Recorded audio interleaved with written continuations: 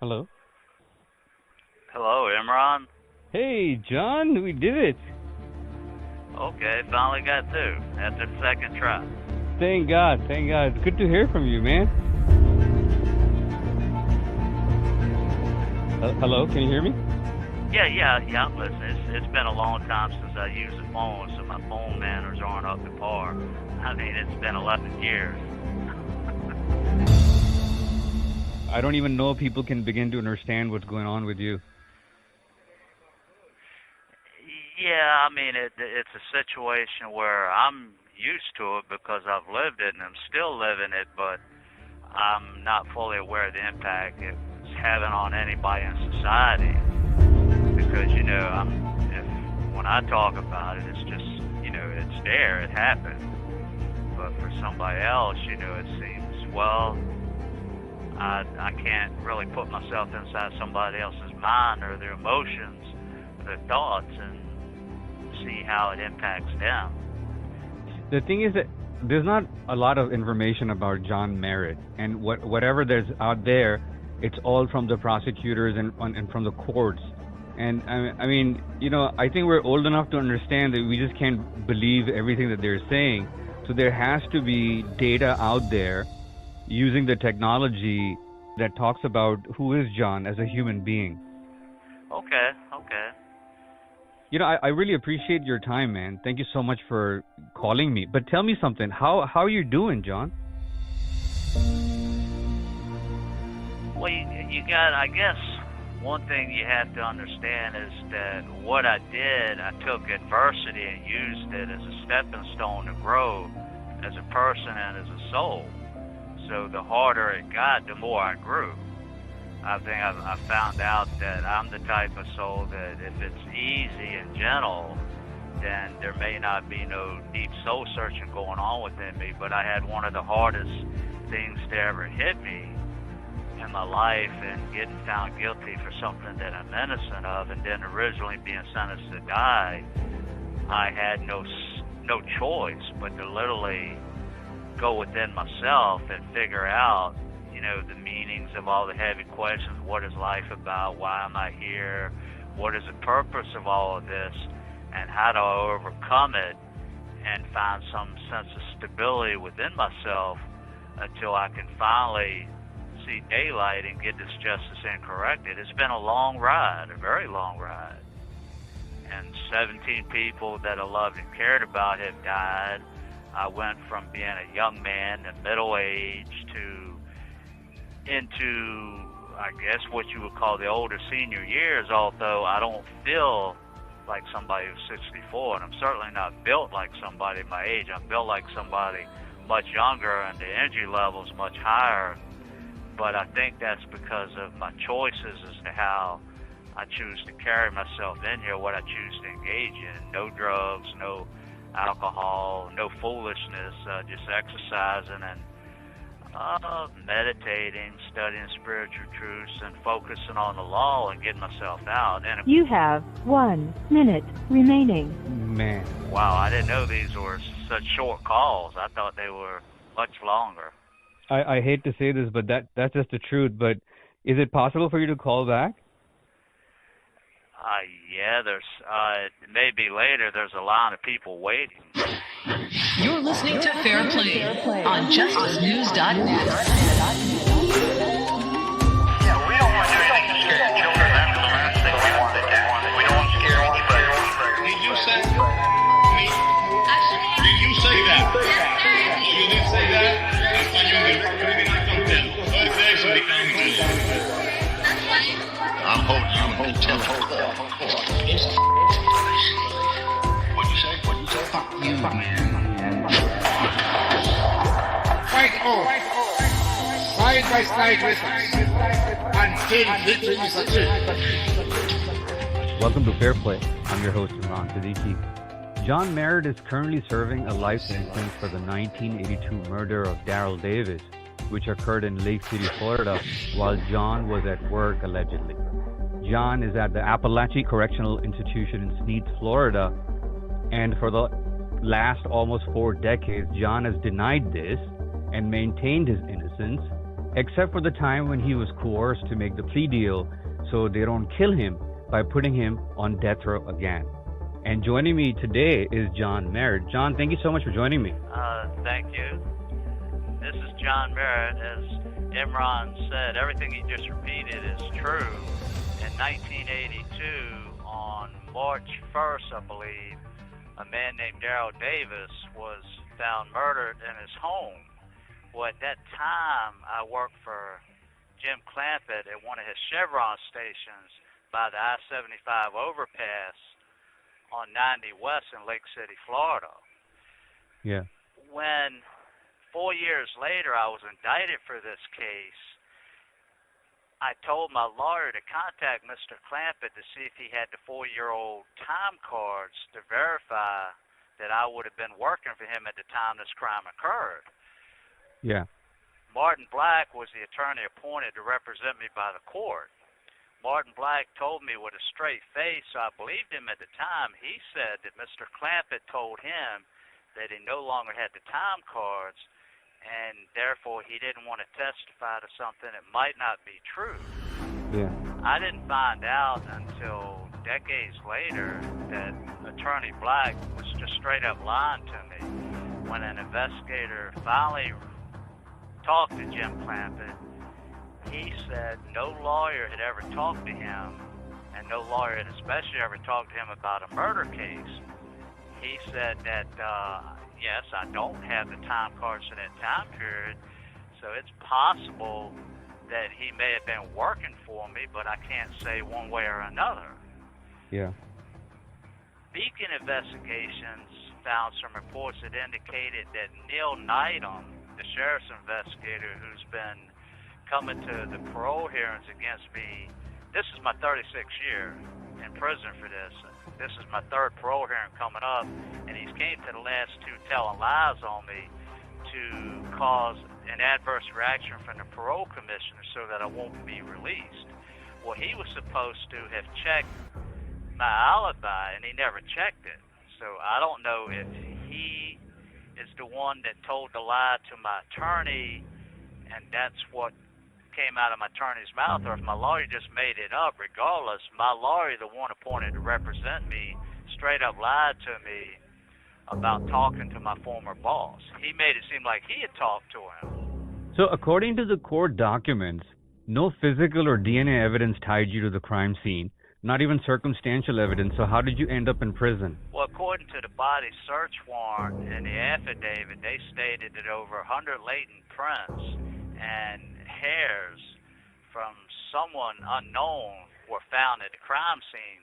Conventional forensic testing by the Florida Department of Law Enforcement in 1986 proved that the close to 3 dozen hairs found on the deceased person's outer clothing, a broken glass where the killers gained entrance to the residence, a kitchen stove, I think on a rifle, none of them matched mine. None of them, those didn't match the deceased victims either. They were from an unknown person or persons, and none of the fingerprints matched mine.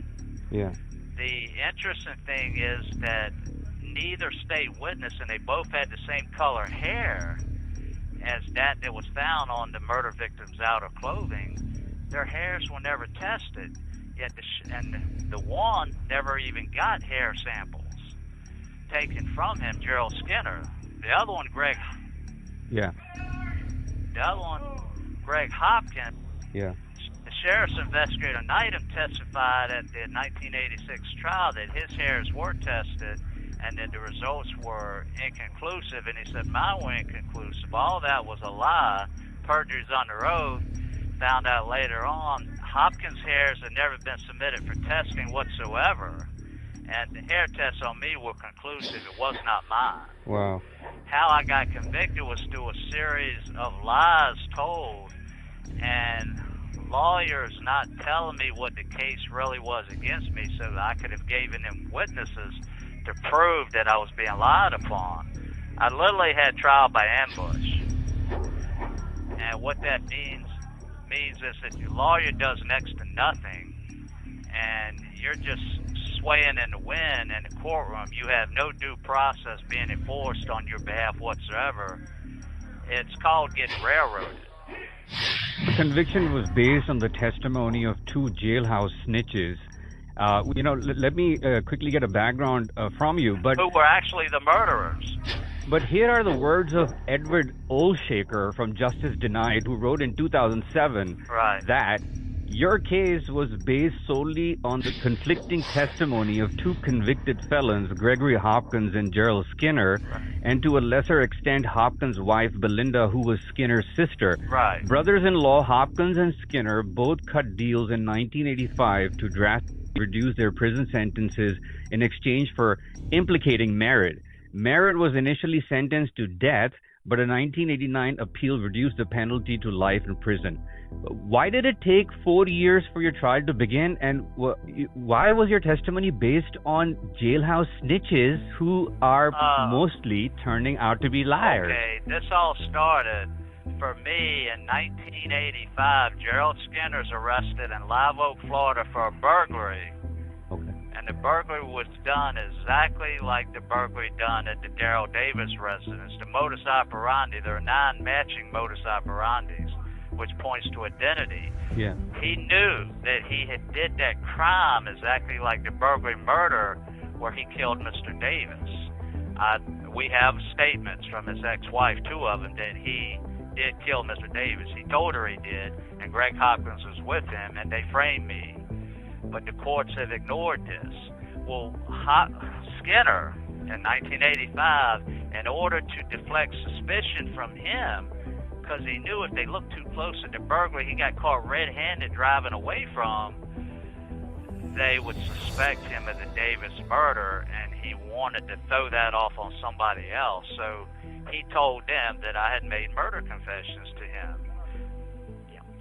And when? Yes, when I get off, I will. And somebody's asking to get on the phone. I'm not talking to you. This is somebody else disturbing me. All right, but tell me something. Let me roll. Let me talk. In April of 1985, I was served with a body search warrant. 3 years after the Davis murder, I'm served with a body search warrant in Virginia, and the affidavit claims that I made murder confessions to these 2 guys in a jail. It claims I was arrested with them for burglaries and put in the same jail with them, and none of that was true. Yeah. That's when I was first questioned, 3 years after the fact, after Mr. Davis's murder. And none of that was true because you were not even in the prison with them. I was not even in the jail with them. And the same sheriff's investigator, Neil Needham, told these lies on the affidavit. And when questioned later on down the road, he swore that Gerald Skinner told him this. Well, I do have an investigator statement from Beacon Investigations, an old one that I sent him, where Skinner did tell him that. He did lie and tell them that I was in the jail with him and I made confessions to him in the jail. The thing about that is I got 2 Virginia sheriff's statements proving that wasn't true. I wasn't arrested with him, I wasn't in jail with him. It was impossible to make a jailhouse confession. And I sent those statements to Bob Deckel, the assistant state attorney who was handling the case. And I knew when they took hair and fingerprint samples from me that the lab testing would clear me because I haven't killed anybody. And I sent him copies of the sheriff's statements as further proof that he was being lied to, figuring that would get the case dropped. Because once a prosecutor knows that his witnesses are committing perjury, he's not supposed to use them anymore. He's supposed to be ethically better than that. Yeah. That's not what happened. I get extradited down to Florida, and I find out at the trial that Deckel has allowed these 2 to change the entire location of their statements completely. Wow. Nobody's saying jailhouse confessions anymore. And if you want me to talk about it again, my lawyer led me to believe all the way up to the trial that the whole case was bogus jailhouse confessions and that I was going to be acquitted. I asked him the night before the trial, did he have the sheriffs ready to testify? He lied to me and told me he did. At the trial, there were no sheriffs to testify for me. There was no testimony about jailhouse confessions. There were lies these 2 put out there on the witness stand that my lawyer had never told me about. Mm-hmm. He didn't have any FDOE experts on the stand to tell the jury that the 100 latent prints found at the murder scene weren't mine. He didn't have any FDOE expert to tell him that the hairs weren't mine. He just finally elicited testimony from Neil Needham, but Neil Needham was like a weasel squirming on the stand, lying at first, saying the test results were inconclusive. No, they weren't Merritt's. Hopkins would test it. He told 4 perjuries at the trial. He told 5 more in a 1989 deposition about it. Wow. And he finally admitted to the 1989 lawyer that no, Hopkins' hairs were never submitted. He said, I don't know why I didn't submit them and all that. Well, I know why. Anybody that's familiar with corrupt cops knows why. And you have to go to the 2 statements that Gerald Skinner's first ex-wife, Luca Harvey, made, where she said conclusively Gerald told her that he killed Mr. Davis and Greg Hopkins was with him. Yeah. And they lied on me to get out of trouble for cases they had that were completely unrelated to the murder case. And they succeeded. Bottom line, the prosecutors put me on death row based on the testimony of the 2 men who actually did the crime. And they didn't care about the truth. Wow. All they cared about was getting a conviction, clearing the books, and making themselves look good. You're listening to Fair Play on JusticeNews.net. I want to take you to that day when that thing occurred, and you will tell me exactly step by step what happened. You will not hold anything back. So it's imperative that we record that day from your mouth, word to word, what happened. Are you cool with that? Well, Imran, you're going to have to remember, I'm innocent of this. The only thing I can tell you is that I was working on the day this crime occurred. If you want me to tell you how I felt on the day I got sentenced to die for something I'm innocent of, that's a different story. But I worked for a man named Jim Clampett at a Chevron station at that time period. Just to let you know, I mean, the whole story is complicated to tell because there's so many layers of corruption on the officials' part involved here. I mean, I may have to, for the sake of your podcast, just get to the central points, you know, especially in relation of Darlene's YouTube site and the Beacon Investigative Solutions link, because people that are going to contact the parole commission, you know, they need to know that, you know, especially in relation to the corrupt officials that keep coming up to the hearings and telling lies on me and how they impacted the 15 parole hearing. I was recommended for the Lifers program then, and usually you go to the Lifers program 1 year later, you're paroled. So you see the devastating effect these 2 corrupt ex-officials' lies had. It took me 7 years to correct it, to put it in front of the commissioner's faces and make them aware. You have 2 people committing fraud upon the commission, telling all kind of lies on me, and I had no opportunity to redress it back in 15, even when I had a lawyer and an investigator at the hearing. Wow. And the reason they do this is because they're scared to death that when I get out, I'm going to sue them and destroy their reputations. One of them's a current law professor. That's the end of his career. Once I get talking, well, see, the thing is, he doesn't know what's coming at him right now. He's not aware of Beacon's report, and he's not aware of what I sent the parole commissioners. I put altogether 180-some pages I mailed to each one of them. What I've got before him is proof of Needham's perjuries and obstructions of justice in the case, where he committed fraud upon the court, and he's committing fraud upon the parole commission now, him and Deckel. And the whole bottom line to it is they helped frame me. They know they did, and they know that I figured it out, and they know that if I succeed at some point in getting legally freed, I'm going to sue them. And when I sue them, that's the end of their reputations and whatever respect they had as a law enforcement officer and a prosecutor. and that's the end of Deco as a law professor. That university will fire him once the media sees what I got. I mean, and Beacon has it in their 18-page report to the parole commissioners. They have the Brady violation he knowingly committed, where he's in emails to Molly, who was, my pen pal from Australia. Yeah. She tricked him into thinking she was a writer doing a book on American crime, and he sold her a copy of the depositions and stuff in the case, and he wanted to brag to her. And where he states it's nowhere found on paper, what that means is that's an admission that he never turned it over to my lawyer or me. What this liar Skinner, who's the actual killer, said on Suicide Watch, where he told him, no, I wish I knew karate, and he asked him why. He says, because then I wouldn't have to shoot people who mess with me. Wow. Well, that's a statement by a witness that I would have been allowed to use at trial to impeach him, and Deco hid it from me. Well, he's teaching law students now, and that statement in itself proves that he's an unethical former prosecutor who has no problem withholding information from a defendant in a murder trial. That he can't explain away to his law students. And I'll hammer it home to the media once I'm out. I'll have 200 copies made of those emails. And he's bragging about it. He's bragging about committing an unethical violation as a prosecutor. John, how long have you been in there, and how long more to go?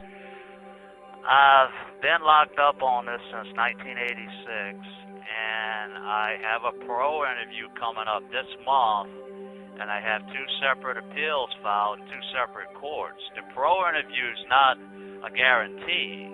What's been going on at your parole hearings? Why have you been having these hearings and nothing's coming out of them? My initial parole hearing was in 2010.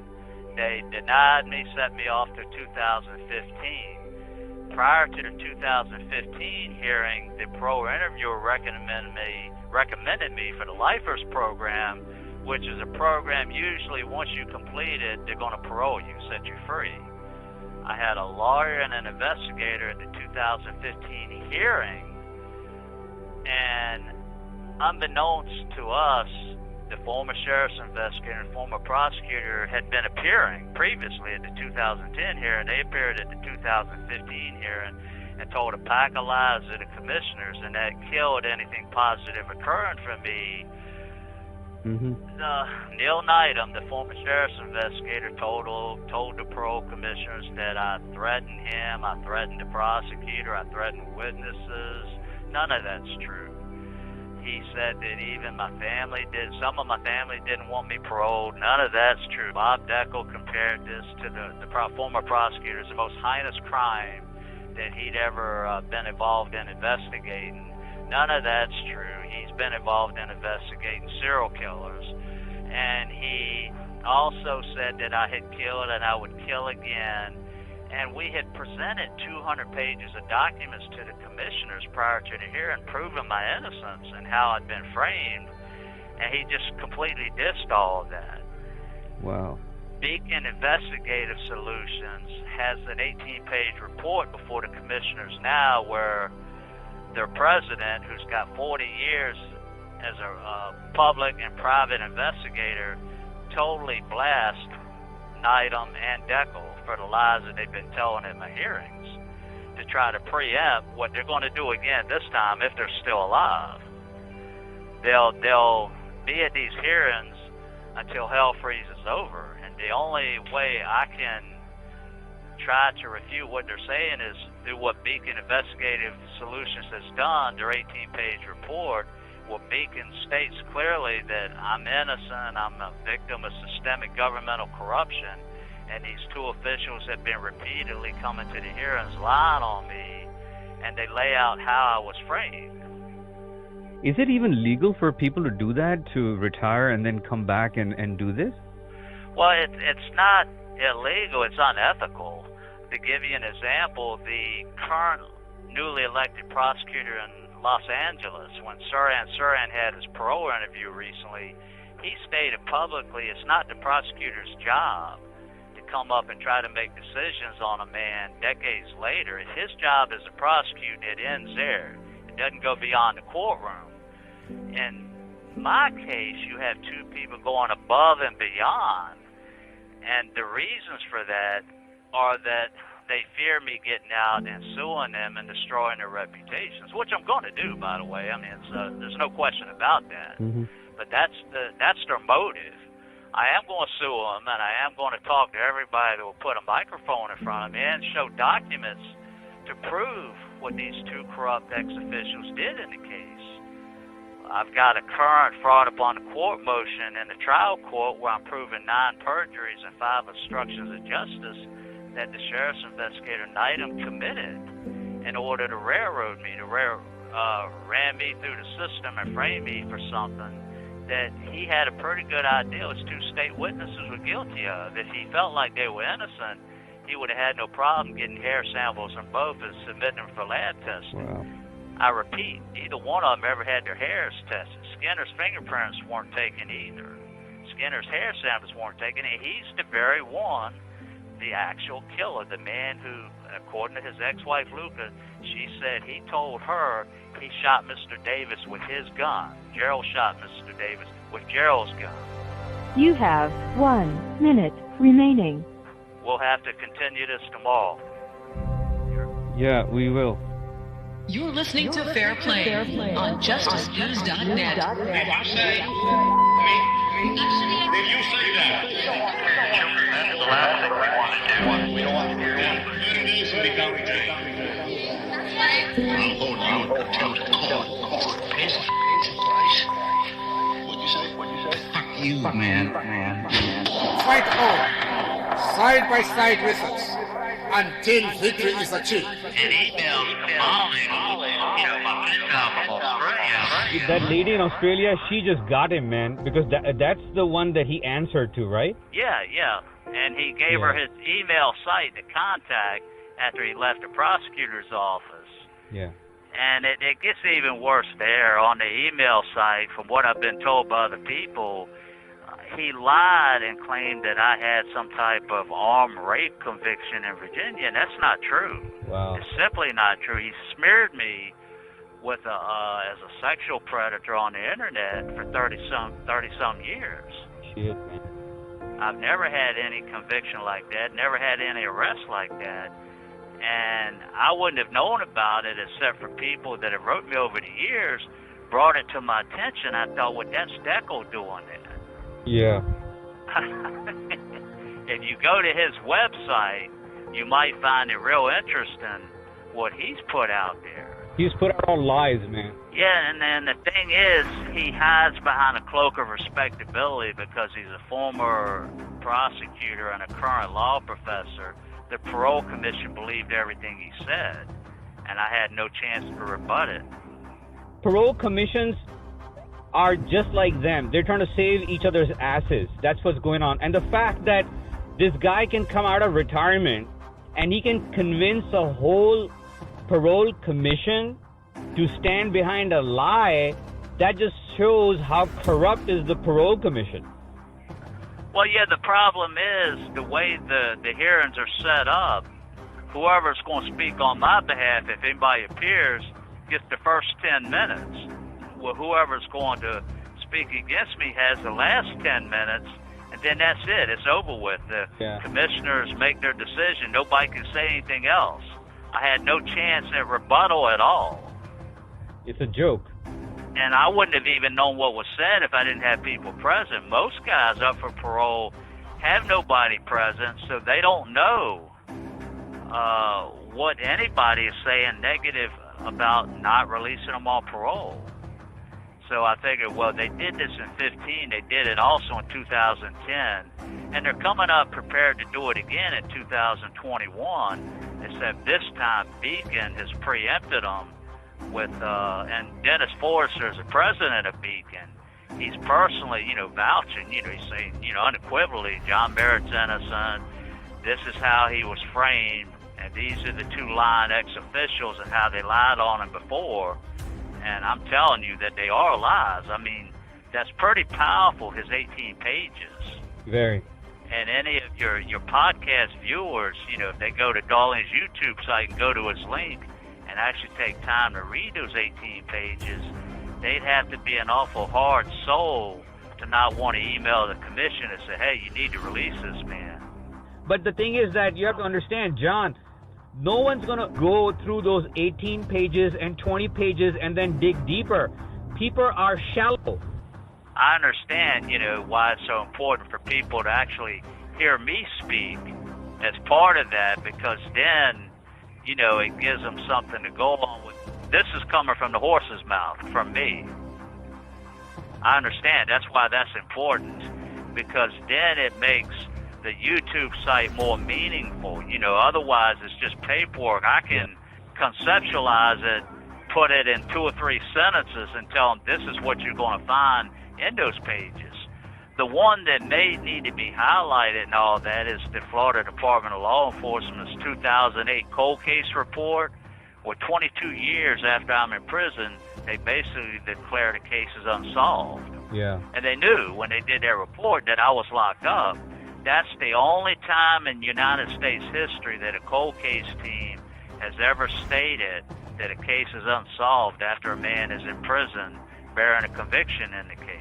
Unbelievable. You won't find it anywhere else in the world. That's the only time it's ever happened. That is a big thing, and I'm just amazed that none of the media has ever jumped on it before. That's major news. Yeah, because most of the media is a sellout and they're asleep. And they don't want to, they're more concerned about their connections with the government so they can get their interviews and their funding.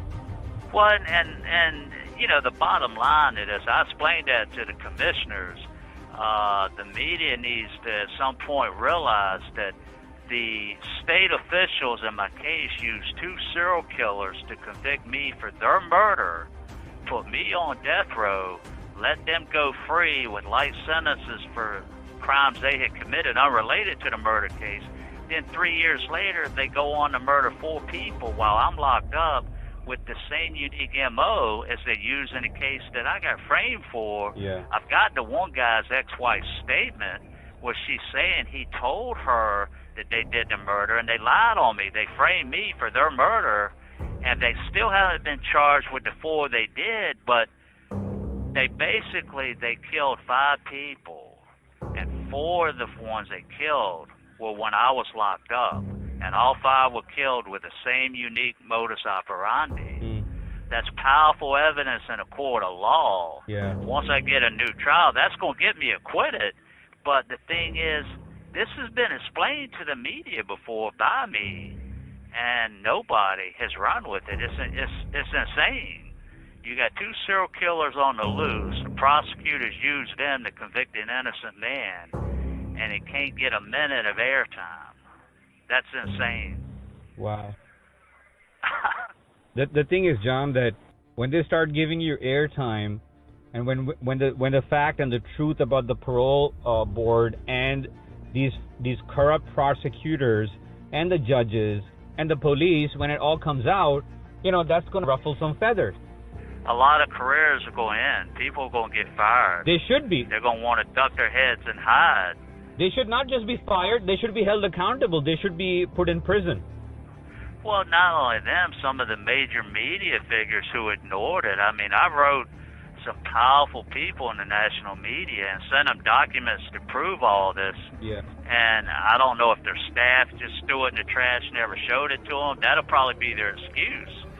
But these are people who, some of them are supposed to be dedicated to helping solve cases of injustice, and they had no interest whatsoever. Yeah. No, I read your letter, and I know who these people are. In fact, when the right time comes, I'm going to use that letter to show the world what these people are. I agree. There needs to be a national soul searching going on to instill changes in the law to protect the innocent from falling into the cracks of injustice for as long as I have. So this doesn't happen to other people. I know what needs to be done. It's just getting people to listen, because I went through it. I know how they got away with what they did. It starts with the grand jury system, Yeah. where there's no checks and balances. The prosecutors are free to tell every lie and perjury imaginable on you, and they get away with it. But yet they couldn't do that at a trial where it's out in the open in front of the public. And that needs to stop. There needs to be an automatic transcript made of every grand jury indictment where the lawyer and the defendant, with the camera rolling in the courtroom, go over the whole transcript of the grand jury proceedings. And if there's any perjury or misconduct in there that the lawyer or the defendant can detect, then the case has to be dismissed and they start over. That's the only way to keep the prosecutors honest in this country. That's a great idea, man. Well, yeah, I know. It's just getting people to listen. That's because too much of that's gone on. I think 75% of you people on death row would have new trials if it was made retroactive. Well, they'd have to be re-indicted all over again fairly and honestly, because prosecutors know, one of the famous sayings is, I could get a ham sandwich indicted by a grand jury. They have free reign. They can bring up all kind of things that are not allowed to bring up in a regular trial, and they get away with it. It's horrible what they did. I can prove 21 perjuries that were given to the grand jury in my case. I just haven't raised that as a legal issue because the motions I have filed are powerful enough to get me a new trial right now. But that's always there. Fraud upon the court can be raised at any time, and they committed massive fraud upon the grand jury to get me indicted. That's what I'm saying, man. Imran, how this started, I was presented with a body search warrant, and I'm reading the affidavit. The affidavit claimed that I was arrested with these two guys, that I was in jail with these two guys, and that I made confessions in that jail. The only problem with all that is I was never arrested with them, and I was never in jail with them. You can't confess to people you're never around in a jail. Yeah. The sheriff's investigator made all this up, so I wrote two sheriffs, right? I got a letter from the sheriff of the jail I was actually in. I got a letter from the sheriff of the jail they were in, and jail housing records, and I sent those to Bob Deckel. This one is lying at my hearings. That's another reason. I figured, okay, they wanted hair and fingerprint samples from me. I gave them to them. I thought, well, once the lab results come back, they'll realize, okay, it's not him. There are no matches. He's innocent. None of that ties you to the crime scene. The thing is, what Deckel did, and my court-appointed lawyer led me to believe all the way up to the trial, that the whole case against me was two liars claiming I made jailhouse confessions to them. My lawyer led me to believe that was the whole case. I asked my lawyer the night before the trial, do you have the sheriffs ready to testify? He looked a little rattled, but then he composed himself and he said, yes, I do. At the trial, there are no sheriffs. There are no claims of jailhouse confessions. They've been allowed by Deckel to change the location of the testimony completely. And my lawyer was bullshitting me all the way. I had trial by ambush. Yeah, man. I had two choices. I could sit there and act civilized, or I could strangle him in front of the jury, and that would have just made it worse. Because then they would say, whoa, oh yeah, he's guilty. He's a savage. He's trying to strangle his lawyer. Probably that's what they wanted you to do. Deckel knows. I know what he did because of what I sent him. I told him, and that letter has been destroyed by him. I told him, I'm innocent. Your lab test results on the samples I voluntarily gave are going to show you that. And here's statements from these two sheriffs and jail housing records that are proven that the basis for this warrant, this affidavit, is nothing but perjuries throughout. I was never arrested with these two guys, never in jail with them, and no jailhouse confessions ever occurred. It's impossible for that to have happened. And Deckel never responds, and he let them change the location of their lives completely. My lawyer never told me. My lawyer was in on it with them to basically try to snuff my life out for their own career enhancement. The prosecutors solve a case. It's a deal that lawyers who are slimy make all the time with prosecutors. They say, okay, the prosecutors say, give us this one. We're going to do him any way we want, and we'll give you a few down the road. So he does that, and he sandbags you, and most guys are too naive. I was naive to the law applicable at the time. I wanted to believe that he was really trying to defend me, because you got to believe he's the only thing between you and an arbitrary abuse of prosecutorial power that just stomps you in the dirt like an ant or a cockroach. And that's what they did to me. They deemed me totally worthless. We are going to fuck this guy over, and he ain't going to be able to do nothing about it. I was shell-shocked. I thought, you got to be kidding me. This is like walking through a nightmare, except it's not something you're watching on TV. You're actually living through it. Yeah. And they did this, knowing what they were doing. The thing is, their two state witnesses had the same color hairs that found on the victim's outer clothing. Over 36 hairs. They weren't my hairs. They weren't the victim's hairs. They had to be the killer's hairs. And they never tested either one of them. They never even took hair samples from one of them. They just gave these, and lied about it at the trial. Needham lied about it. The same one that presented me with the body search warrant where the affidavit was based on perjuries. This guy came from Miami to Columbia County, and he was in Miami at the time where they were robbing and framing drug dealers. Yet he wants to give up his career and come to a small redneck. You have 1 remaining. Day one for me was when I was presented with that body search warrant. That's it. Day one when this man was murdered, I was working at a gas station. That's where we need to start off from, man. Okay, but that there is what the lawyer lied to me too. He said that he talked to my former boss, and he never talked to him. I don't find that out till years later. That's why I know with the other lies he told that my court-appointed attorney was in it solid with the prosecutors. Yeah. To help frame me for something I didn't do. You're listening to Fair Play on JusticeNews.net. This is Fair Play on JusticeNews.net. Welcome to Fair Play. I'm your host, Imran Siddiqui. And joining me right now is John Merritt from Appalachia Correctional Institution in Florida. I just sent you an email. I'm having my pro interview Monday over a telephone. I'm not even getting to see a live person. But you'll read all that on the email. Just, we need to stay focused on this because you're paying for this time over the phone. All right, so tell me, what is in the email? Tell us about it. Well, this morning, I was on the call out to go to classification for a telephonic interview. I find out that it's my parole interview. Normally, you get parole interviewed by a person where they're across from you on the table and you're allowed to give documents to them. Because of COVID-19, and I didn't know this till today when somebody explained it to me who came from another prison, they're doing parole interviews over the telephone now. They're scared to death to sit across from somebody, a prisoner. Wow. The thing about telephone interviews is it's grossly inefficient. You have documentation that you want to give them, you can't give it to them.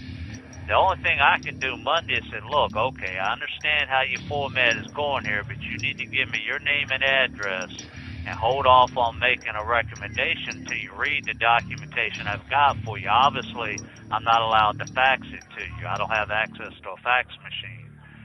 And fortunately, everything that I'm going to give to pro interview, I've already sent it in advance to each of the 3 commissioners. So if the pro interviewer gets snotty and hard-headed and doesn't want to agree with what I have to suggest, at least they all 3 already have what I want to say to them in front of them anyway. Because from what I understand, they only give you 5 minutes where whoever's on the telephone is typing down what you say over the phone to say what you want to say to the commissioners. Well, 5 minutes obviously is not enough time to discuss what happened that's had me locked up for something I'm innocent of for 36 years. So it's disgusting, but it's the way they have the parole interview set up here in Florida. And the actual parole hearing, where 3 commissioners are present in Tallahassee, won't be for weeks, a month, maybe longer. I won't be present. I won't have any input in that whatsoever. it'll be. There won't be anybody to speak. There won't be anybody to speak on my behalf for my 10 minutes. There won't be a lawyer. There won't be an investigator. These two former officials will show up and tell their lies all over again. And if they don't pay attention to what I sent them as proof of why they shouldn't let these two speak at all at the hearings, then it's all been for nothing. You know, just more of the same. They'll just shoot me down and give me another 2166 presumptive parole release date. Man, this is crazy. Why are they doing this? Well, parole, from what I understand, I don't know if it's exactly true. I guess looking at the Parole Commission's website might reveal the truth that I've been told they've only paroled 20 people in the last 3 years. It's a money-making racket. It's job security. They get a $10 million a year budget, and other than parole hearings, revocation hearings, they have investigators who look into anybody applying for clemency, and they do little to nothing for the money. So it's in their interest to keep the people locked up with the life sentences who are eligible for parole, because we're basically giving them their paychecks. If they will parole us all out, they wouldn't have anything to do. And there's only between 4,000 to 5,000 of us who have parole eligibility in the system. We're all older men. Maybe there's a woman or two, I'm not sure. But statistics show you can parole older guys, and they're just not inclined to repeat criminal behavior. They've had enough, and they just won't do it. So are you talking about the Florida Commission on Offender Review? Yes, the Florida Commission. Yeah.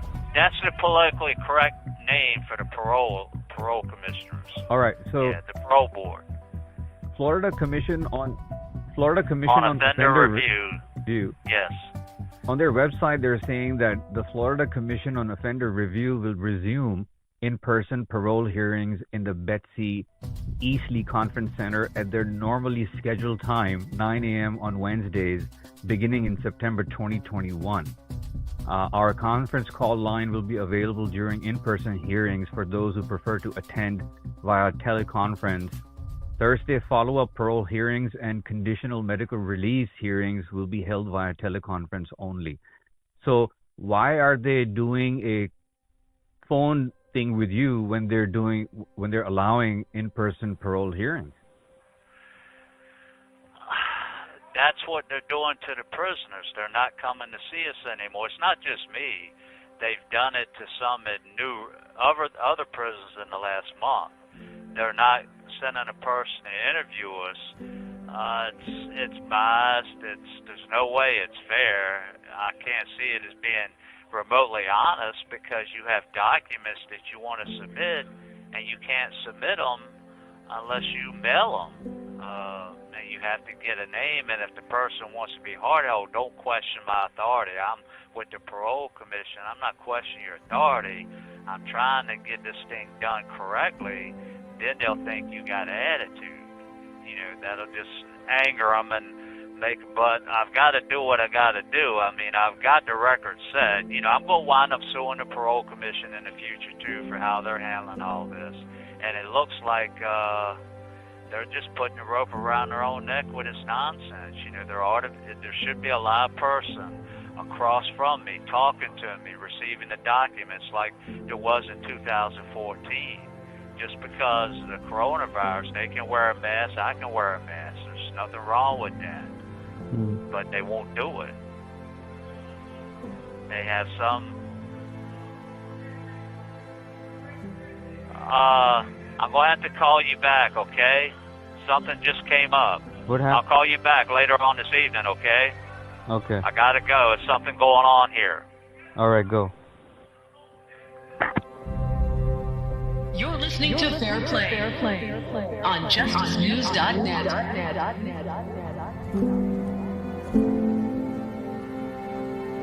Fight on, side by side with us, until victory is achieved. This is Fair Play on JusticeNews.net. Welcome back to Fair Play. I'm your host, Imran Siddiqui. And joining me right now is John Merritt from Appalachian Correctional Institution in Florida. Hello, Imran. Earlier, with that commotion you heard, Yeah. there was something going on, and I had to get away from the area, or I would have went to jail. I would have been falsely accused for knocking somebody out. Wow, man. So that's why I had to hang up, and I'd call you later. Yeah. So without any proof, they just put you guys in? They don't need any proof here. Officers on a regular basis just make up stuff on a guy. Sometimes, if they don't know who did something and there's a line, they'll just pick 3 guys at random and lock them up. Sometimes they'll pick 5 at random. Mm-hmm. It's not fair, but it's how it is in the system. Tell me something, John. Go ahead. I wanted to ask you a question. Yeah. Someone at the FDLE, Florida Department of Law Enforcement Violent Crimes Right. Squad, the cold case division, Right. they have deemed your case unsolved. Yes. What does that mean?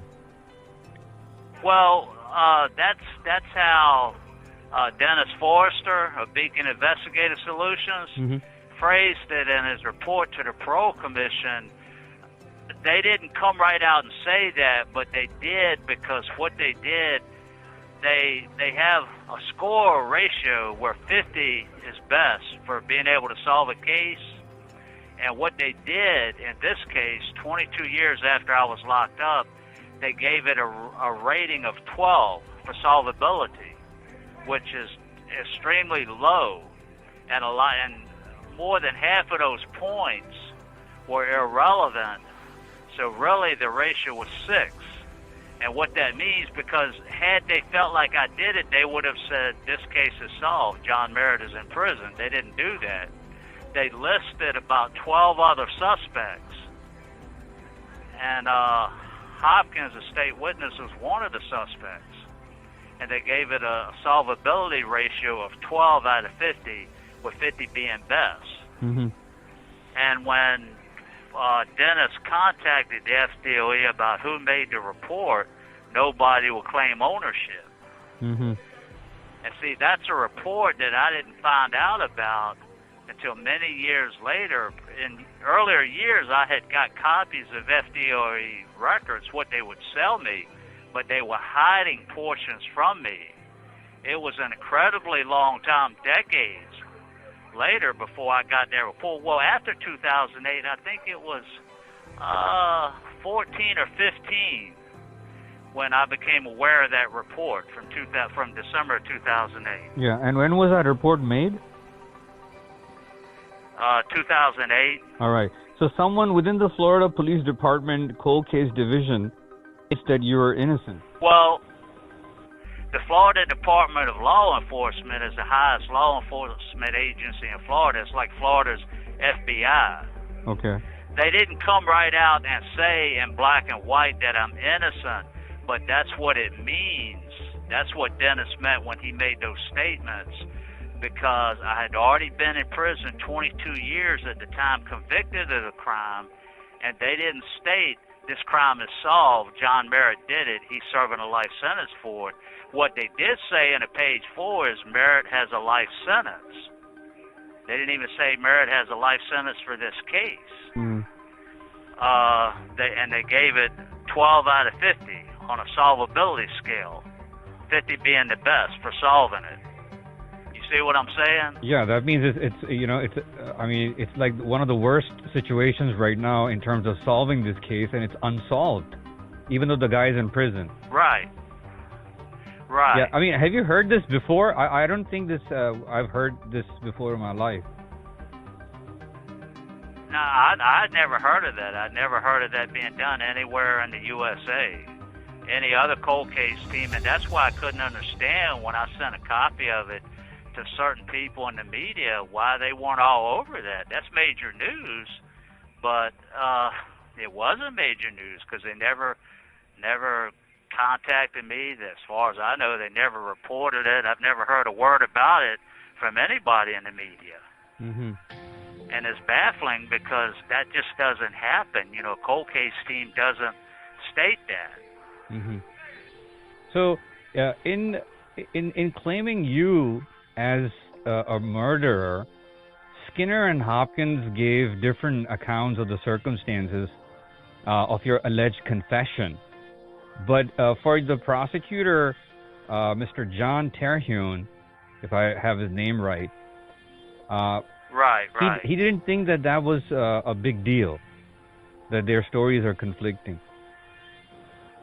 Well, what happened? The Luca Harvey, Skinner's first ex-wife, when she gave her first statement, she said that she overheard them rehearsing their lies, what they were going to say on me in court, how to lie on John Merritt, and they obviously couldn't remember all of the lies in sync with each other, and that's what happened. That's why they weren't carbon copies of each other on the witness stand.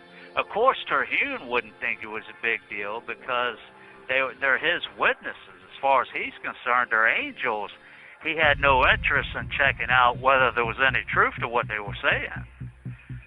And one of the things I forgot to tell you, while I was in the jail waiting trial, other guys had told me, and I didn't really think about trying to get no evidence about it at that time, but they said that Neil Needham, the sheriff's investigator in my case, would routinely threaten guys in Columbia County and say, look, you either plead guilty to the charge I put on you, or I'm going to put you away for a long time, possibly even life. I'm going to frame you. Needham had no problem telling them that. And, I just, my mind was focused on my case and what my lawyer was telling me, but I'd heard that quite a few times in the county jail.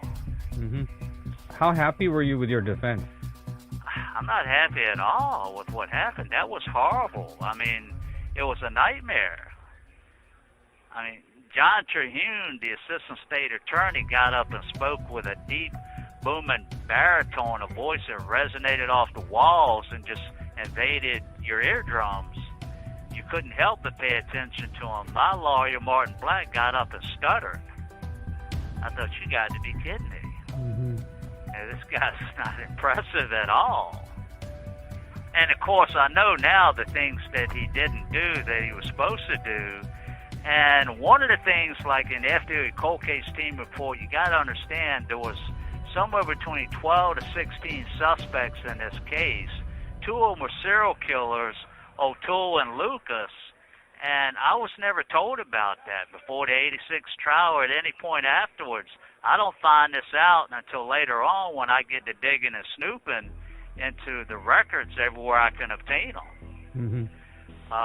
The thing about Bob Deckel laughing at what Gerald Skinner said on Suicide Watch, I wasn't told that. I mean, the discovery violations in this case are so many, it's incredible to even try to imagine an honest prosecutor ever doing what they pulled on me. They just didn't care. They were bound and determined.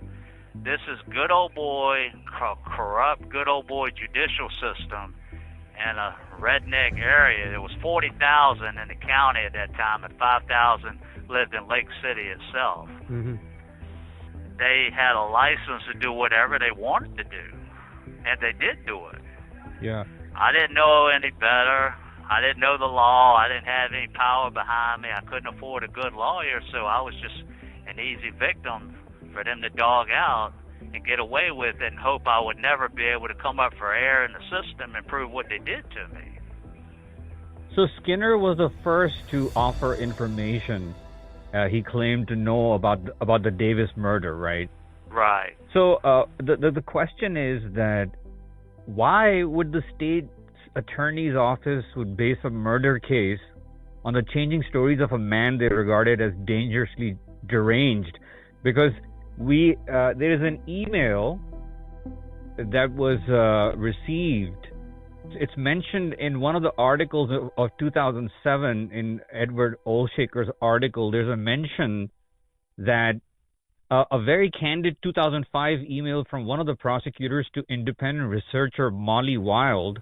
Right, yeah. Made an exchange of email, and in the email, the prosecutor recalls with amusement that Skinner, they met at Chattahoochee Florida's Institution for the Criminally Insane, to discuss Skinner's allegations. Right, that's the insane asylum in Florida. He had a history of shooting people whom he disliked, quote unquote. That is from that email. Right. Why would the state take this guy's word and then try to screw you over with it? It wasn't anything personal about me as an individual. That was just a general way of operating for them. They've probably done it in a bunch of cases. I'm just the one that won't lay down and wear it. Even decades later, I'm still fighting. If you could go back to every case of a man who has a long sentence in there, you would probably find a great deal of that. They had an unsolved case of a prominent citizen in their county. They wanted to put it off on somebody. It was unsolved for 3 years, 4 years. Still unsolved because they don't have the right person. The right persons were the state witnesses, but they weren't interested, like Dennis says in the report, they weren't interested in justice or due process in this case. They could care less. They just wanted to put it off on somebody, and I was the chosen patsy. So what do you want to say to America, John? Well, I definitely want to say I have a parole interview coming 3 days from now, and after that, a hearing where 3 commissioners will be seated together in Tallahassee where they would decide what to do. Please go to the YouTube site, and then please go to the Beacon Investigative Solutions site and look at what Beacon's saying. They declare unequivocally that I'm innocent. They lay out how I got framed, and they point out how these 2 corrupt ex-officials keep coming to the hearings and lying, and they tell you what they lied about and how they're lying. I need the public to email the Parole Commission. The email's address should be on there. If not, please go on the internet to the Florida Commission on Offender Review.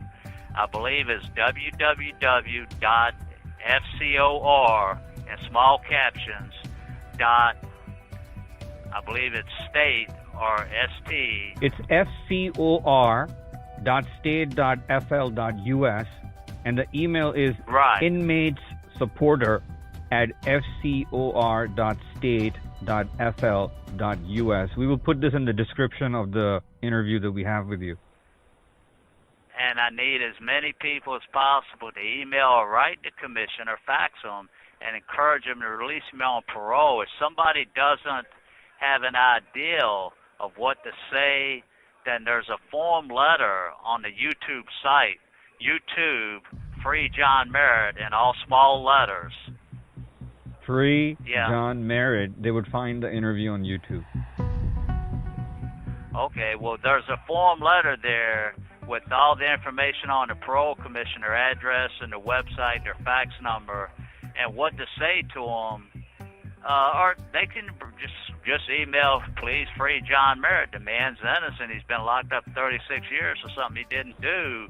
If enough people email him, that might be enough pressure to make the commissioners think, well, maybe we should release this man, or at least 2 out of the 3. I need every edge I can get because I've got 2 corrupt ex-officials coming up lying on me repeatedly, and there's nobody going to be representing me at this hearing. There's nobody will fill those 10 minutes, then these 2 will stand up again and tell the same lies they've been telling on me since 2010. And they won't even give you a chance to respond? No, I won't have a chance to respond. Wow. See, this here, the Beacon investigative, the 18 pages of facts they sent to the parole commissioners in August of this year, that is my response 7 years later. I had to wait 7 years later to be able to rebut them because of the way the parole hearings are set up. Once the people speaking against you have the last 10 minutes, it's over with. Nobody can say anything else.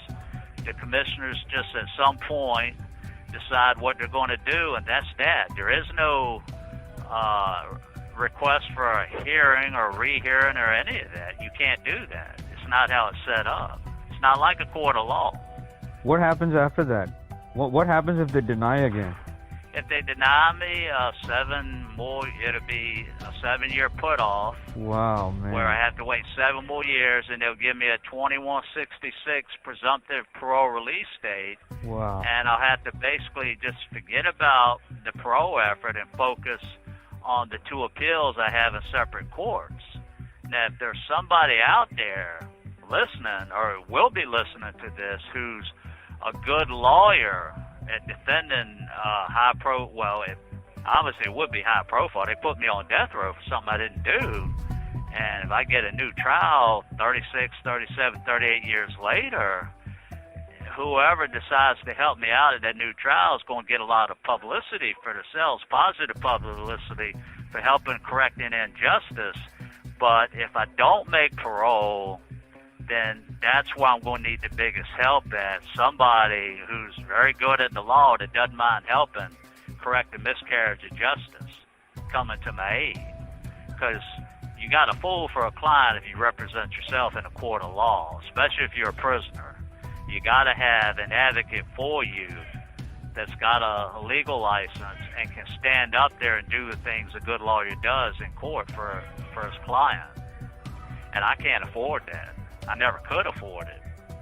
I mean, but they can get a tax write-off for representing me pro bono, deduct that from their income taxes at the end of the year.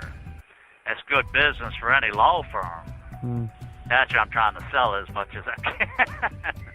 Are you with me? I understand, man. Huh? I know what you mean.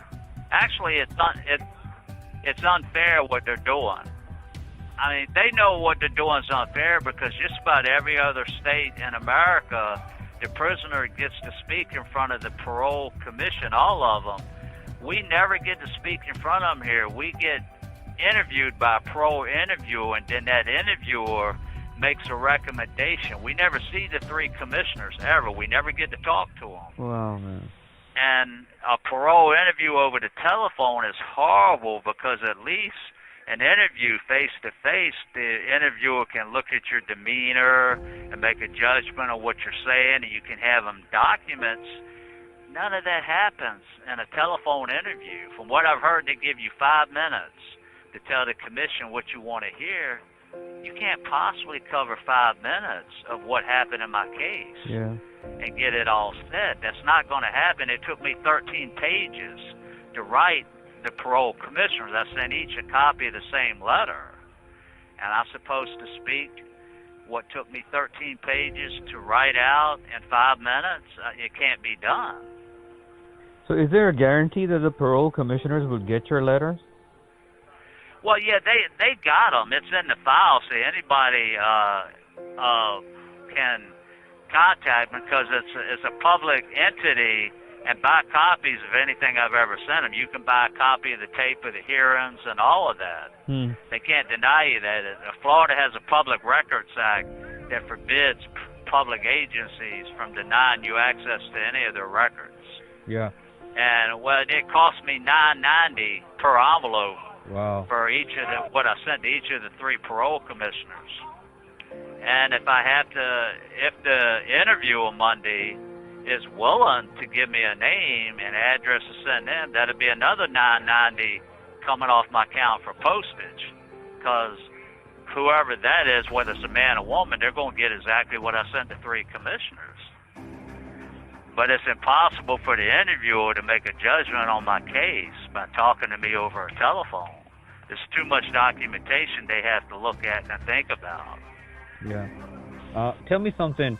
The people that you're accusing, that you're saying that they're trying to block your parole hearing, if they come back at you, would you be able to defend yourself with evidence that these guys are involved in whatever that you're saying? Absolutely, 100%. Hello? Yeah, I'm listening. Okay, I heard some type of weird buzzing over the line. Yes, because, see, I've got in the trial court right now over 100 pages of documents that prove Neil Needham did indeed commit 5 obstructions of justice and 9 perjuries in the case. And the thing about all that is he is Bob Deckel's witness, because Bob Deckel was co-prosecutor in the case, and anything your witness does, you're liable for it. I absolutely had the proof to sue the pants off of both of them in any federal court in the future. And I've got the proof in court now. I focused on Needham. I didn't accuse Deco in the motions because it's sufficient unto itself for what Needham did to give me a new trial. But Deco, the whole state attorney's office is linked to everything Needham did because he's their witness. They're just as guilty as he is in the eyes of the law, in the eyes of the judges in the appellate courts. I absolutely had the proof. All right. I wish they would come back at me. I want to get in front of a jury and lay it all out to them and see them try to squirm out of it. These guys know what you're talking about, that they've done this? That you know this? Do they know what I filed on them? Yeah. Absolutely they know. I mean, Deco has a niece that works in the records department at the clerk of court's office, and Needham's son is an investigator for the state attorney's office. Yes, of course they know what I filed. I could care less. You know, I'm telling the truth. I got nothing to hide. They're the ones trying to hide from what they did. Okay. I have no problem standing up in front of any jury in the world and debating this with them and laying out the proof I have that's admissible under the law. And I'm going to do that in the future. I'm going to sue them. There's no question about that, because I want this on the books, on the federal case laws. I want the message sent out there that prosecutors and sheriff's investigators can't do this to people and get away with it. No matter how long it takes, it's going to catch up to them. Because there are people coming behind me who are victims too in the systems all over America who don't have the ability to put it all together like I have. So I'm going to have to be the spokesman for them. Wow. The trailblazer, if you will, to put an end to this. God willing. I have no problem doing that. You know, believe me, they thoroughly pissed me off. They created a monster legally that's not going to give an inch to them in court. And they deserve everything that's going to be coming to them from that federal jury. And the media, once this finally catches wind and the media realizes what I've got there, what I've been saying, the bottom line, they used 2 serial killers to frame me for their murder, put me on death row, then life in prison. These 2 get out with light sentences for crimes they did unrelated to the murder case, and they go on to kill 4 people 3 years later while I'm locked up, and they still gotten away with it. And nobody in law enforcement, nobody in public office, politicians, media, gives a shit. And I explain it clearly and intelligently, and I'm sick of the ignorance of the people out here in the country that don't realize what's going on. You've got a serial killer alive and well in Ohio who's murdered at least 5 people, and who knows who else he's killed in Ohio.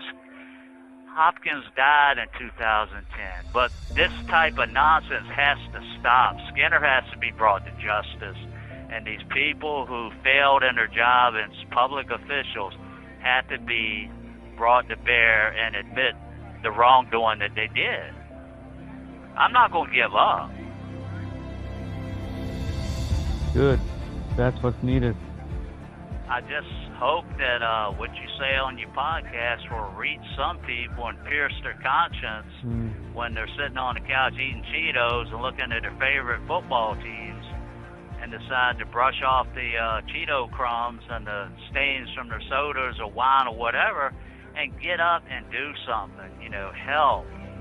You know, contact somebody in the media and say, hey, what are y'all doing? You know, this man's talking about 2 serial killers who were used as state witnesses, used as witnesses in the prosecution, and they go on to kill 4 more people 3 years later while this man's locked up, and he can't get a bit of help from the people who are in positions of authority who can help get the truth out about this. That's insane. That's sick. That's a damning indictment on Americans as a whole, that they won't wake up and realize, my God, how often we're letting a serial killer escape. And I've got the proof that can get the man convicted. The matching modus operandi case laws are proof legally admissible in any court in the nation. And all they got to do is just look at what I've sent them previously. Arrest the man, indict him, put him on trial, and he's convicted. And the souls of those 5 people can finally have some rest, some peace. One of the actual killers will be behind bars. The other one died in 2010. I'm just speechless, man.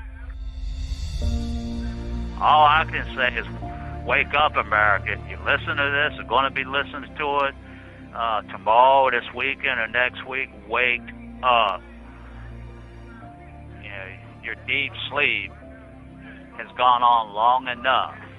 The officials are guilty of this. Everybody from the state attorney's level to the sheriff's department to the attorney generals of Florida to the politicians in Tallahassee and Congress who I wrote, to all this media, nobody did a thing until now. You, Imran, you and your podcast,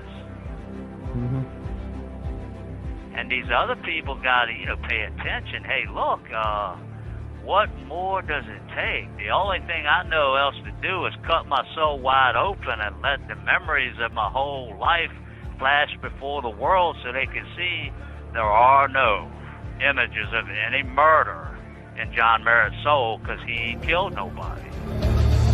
This is Fair Play on JusticeNews.net.